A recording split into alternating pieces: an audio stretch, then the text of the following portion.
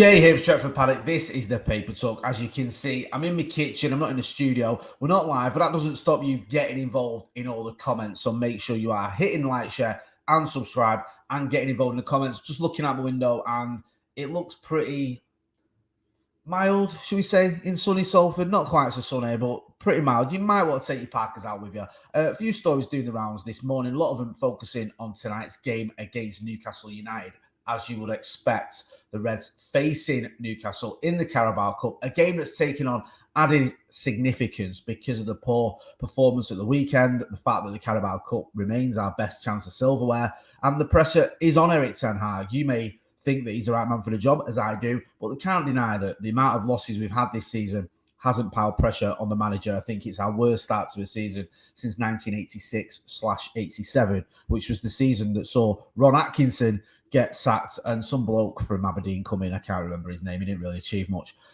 So, yeah, the pressure's on Erik ten Hag, and we need a win tonight. I don't think anything less than a win. Well, we don't win. We go out. It's that simple. I don't think that does his cause any favours, and then he could be in serious trouble. I hate using the term must win in games because you say must win and then you don't win, and it's like, okay, what's been the big difference? But I do feel that this one is one of those where if we don't win tonight, we go out of the Carabao Cup, and Erik ten Hag does get sacked eventually. I'm not saying it'll happen straight away. You'll look back and you'll go, that was one of the games that cost him his job. But we shouldn't feel like that. We shouldn't be so negative. He's not being negative. There's a report in ESPN, and it says here, ten Hag's certain he can lead Manchester United turnaround. I mean, it's good that he's saying that, to be honest with you, because otherwise I'd be like, what are you doing in the job? If he was to say, do you know what?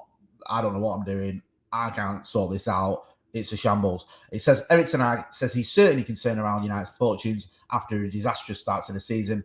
Writing to fans in his programme notes for Wednesday's Carabao Cup tie against Newcastle, the Dutchman insists he's convinced the team will come good. At Manchester United, every game involves high stakes, ten Hag wrote in United Review. Every single day there is pressure on everybody involved with his club, but those demands and standards are a challenge which we must always meet head on. Whilst this has not been the start to the season we had all hoped for, I am certain we have the talent and attitude as a collective to move in the right direction. I believe that this is only a matter of time before we are showing our true selves. It will come.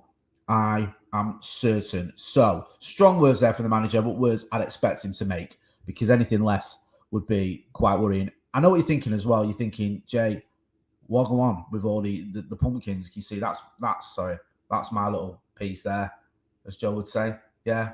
And if I do like that, you can see the other efforts from the family. Apologies, needs must. We've run out of room to put the pumpkins. We didn't put them outside last night because it started to rain. So they're in here. In case you're wondering, in case you're bothered, you're probably not. But there you go. Should we look at something else anyway? Let's look at who won't be playing tonight. Sorry, there we go. We'll get my words right. Kobe Mainu won't play tonight because he played last night in the EFL Trophy. I think the Reds faced Salford last night, didn't they? He played in that game, so he's not going to play 2 games in 2 days. Ain't going to happen. So there was sort of question marks, sort of queries. Could he get a game? I think he played 45 minutes of the weekend, but wasn't to be. Not going to happen. Lost 4-3 last night at Salford. He's not going to. So unlucky.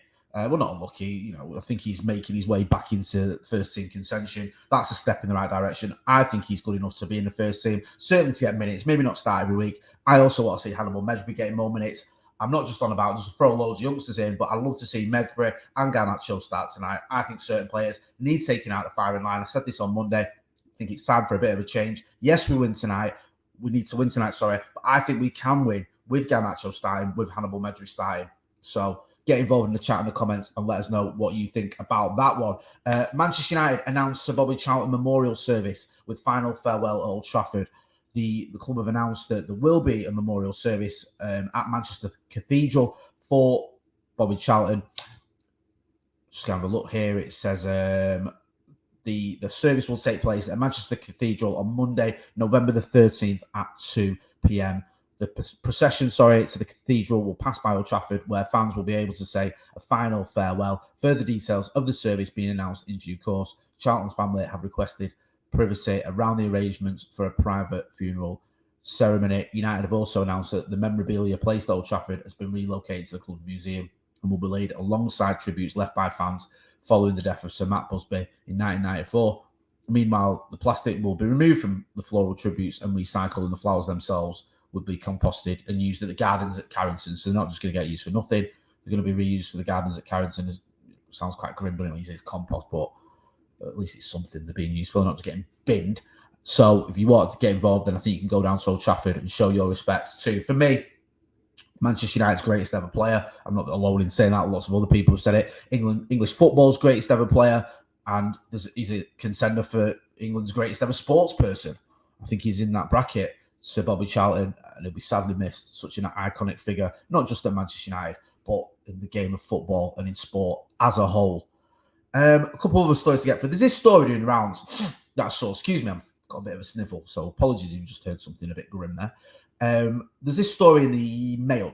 It says Manchester United players fear Erik ten Hag's hardline approach is affecting team morale, with stars feeling that internal conflicts are damaging squad unity amid dismal starts of the season. So it's it's not a headline, that's more of a stamp, isn't it? It goes on to say Manchester United players fear Erik ten Hag's abrupt approach is affecting squad harmony. United have enjoyed a difficult start to the season. They currently sit 8th in the Premier League, blah, blah, blah, blah. Ten Hag has built a no-nonsense reputation since arriving at Old Trafford in the summer of 2022 and has had issues with a number of players since his appointment, most recently Jadon Sancho.